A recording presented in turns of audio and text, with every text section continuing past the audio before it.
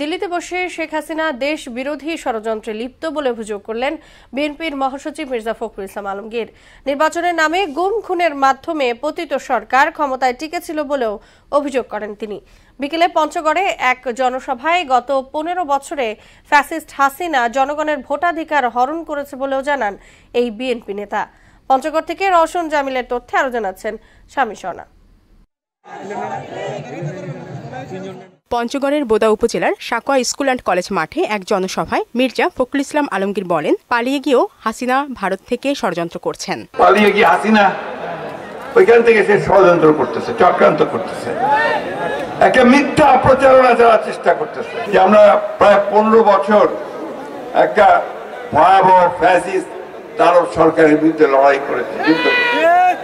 নির্বাচনের নামে গুম খুনের রাজনীতি করে জোর করে ক্ষমতায় ছিল, এটাই ছিল ফেসিবাদী হাসিনা সরকার। 3 বার 15 বছর ধরে আর ভোট দিতে পারে না, তাই না? সেই ভোটের অধিকারটা আমরা ফিরে চাই। এখন যেন দেশটিকে বিভক্ত করতে না পারে। আমরা সবাই এক, আমরা সবাই বাংলাদেশি, আমরা সবাই বাংলাদেশের উন্নতি চাই, উন্নয়ন চাই। আওয়ামী লীগের 15 বছরের শাসনামলে ভয় ত্রাসের রাজনীতি করে ক্ষমতায় টিকে থাকাই ছিল হাসিনা সরকারের মূলনীতি। সারা বাংলাদেশে এই একটা অবস্থা ছিল, একটা ভয় ত্রাস ভীতি রাজত্ব সৃষ্টি করা হয়েছিল। শারমিন স্বর্ণা, মোহনা সংবাদ।